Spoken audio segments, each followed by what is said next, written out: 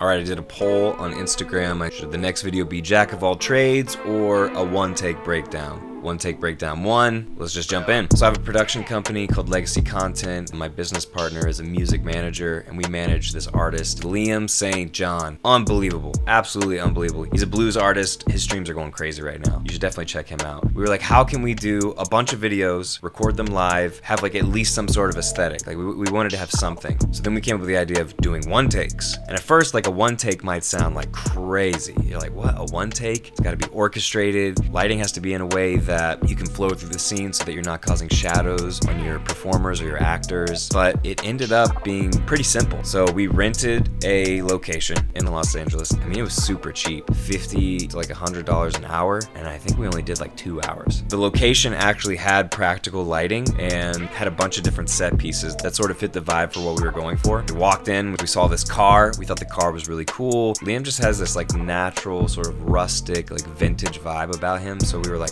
oh, what if we just put you in the backseat of the car? Like, that might be kind of cool. So we did. It was a really tight fit, but we liked how it looked. I also rented a Dana Dolly. Dana Dollies you can rent for like less than $100, $50 to like $85 on ShareGrid. You should check out ShareGrid. And then I happen to have a set of the Astera Titan tubes, so I brought my set, but I ended up only using 2 of the tubes. So as you can see in this little walkthrough, we're walking up. You can see the Dana Dolly set. You can see one of the tubes is doing this sort of green kind of like backlight on the car, but it's also hitting down in the back windshield, so it's giving Liam like this green look on the back of him. On the left, that's his key light. I did shadow side to camera, which just gives this immediate dramatic cinematic look. It's just one shot. It's literally just one shot, and I think we recorded the song like maybe like 2 or 3 times. I was on my red Komodo shooting at 6K LQ mode. I framed him center the entire time because Liam's pretty big on TikTok, and that's like a huge thing for him, so I was always keeping him in the center. And all I'm doing, literally, just slow movement, slow movement. You keep the pan of the tripod pretty heavy, you're just slowly walking, you're slowly walking. You're just trying to keep him center frame. And then when you get to the edge, you just kind of like fade it off, and then we start going back, and you really start doing that like slow movement. You can see it. If you mess up a little bit, like if you did a little jitter or anything, it's like, you just gotta keep going.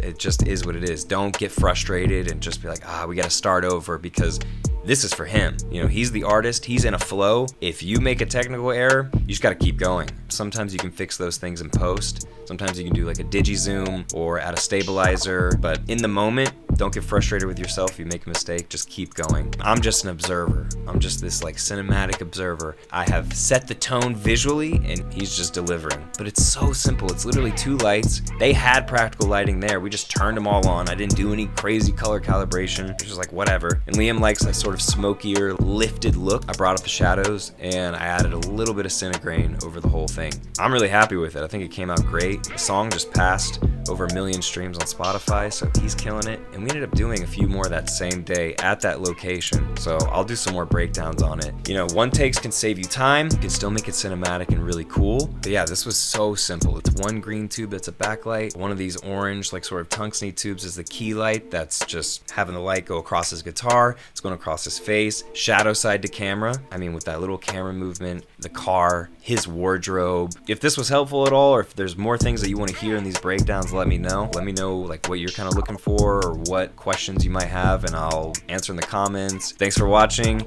If you can subscribe, that's amazing. Like, comment, it helps me out. I'm trying to get to 1,000 subscribers. I'm trying to get monetized this year, so thanks for watching.